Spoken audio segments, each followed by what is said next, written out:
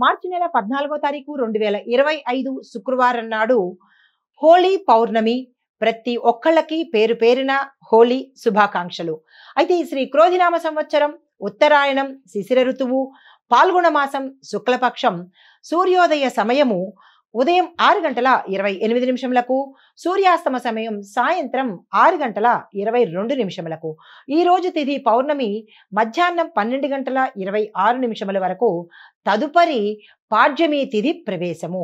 నక్షత్రం ఈ రోజు ఉత్తర ఫల్గుణి అనగా ఉత్తర ఉదయం 8:49 వరకు. వర్జము మధ్యాహ్నం 2:17 నుండి సాయంత్రం 4:03 వరకు. దుర్ముహూర్త సమయం ఉదయం 8:51 నుంచి 9:38 వరకు. తిరిగి మరల మధ్యాహ్నం 1:49 నుంచి 1:59 వరకు. రాహుకాల సమయం ఉదయం 10:56 నుంచి మధ్యాహ్నం 12:25 వరకు. యమగండ కాలము మధ్యాహ్నం 3:23 నుంచి సాయంత్రం 4:53 వరకు. బ్రహ్మముహూర్త సమయం తెల్లవారుజామున 4:52 నుంచి తెల్లవారి 5:40 వరకు. అమృత గడియలు రాత్రి 12:54 నుంచి రాత్రి 2:40 వరకు. అభిజిత్ ముహూర్తం మధ్యాహ్నం 12:01 నుంచి మధ్యాహ్నం 12:49 వరకు. ఇది నేటి పంచాంగం. నమస్తే. తదుపరి రాశి కర్కాటక రాశి. ఈ రాశిలో ఉండే వారి గ్రహస్థితి చంద్రుడు అనుకూలంగా ఉండడంతో పాటు మానసిక ప్రశాంతతని ఇస్తున్నాడు. మీరు ఈరోజు ఏ పని చేపట్టినా సక్సెస్ అయ్యే అవకాశం ఉంది. ఫలితాలు ఆరోగ్య సమస్యలు తగ్గుతాయి. ఆర్థిక లావాదేవీలు అనుకూలంగా ఉంటాయి. విజయాన్ని చేకూరుస్తాయి.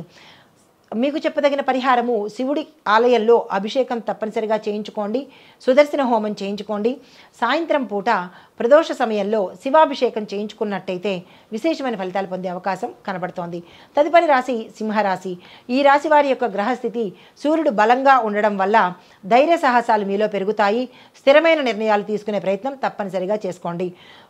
ఉద్యోగ వ్యాపారాల్లో విద్యలో పురోగతి కనిపిస్తుంది. ప్రముఖులతో పరిచయాలు పెరుగుతాయి. కుటుంబంలో ఆనందకరమైన మార్పులు జరుగుతాయి. స్థానచలనాలు కలుగుతున్నాయి. శుభవార్తలు వింటారు. సానుకూలమైన లావాదేవీలు జరిగే అవకాశం కనబడుతోంది. అయితే మీకు చెప్పదగిన పరిహారము సూర్య నమస్కారాలు చేసుకోండి. ఆలయ దర్శనం తప్పనిసరిగా చేసుకోండి.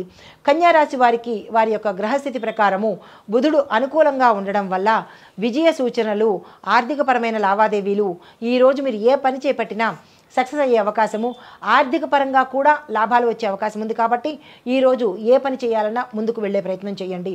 ఫలితాలు ఉద్యోగంలోనూ విద్యలోనూ ప్రమోషన్స్ వచ్చే అవకాశం ఉంది. ఆర్థిక లావాదేవీలు, ఆర్థికపరమైన శుభవార్తలు, ఆకస్మిక ధనప్రాప్తులు కలిగే అవకాశం కనబడుతోంది. కానీ ఆరోగ్యపరంగా శారీరక అలసట, అనారోగ్య సూచన గోచరిస్తోంది. జాగ్రత్తలు తీసుకోండి.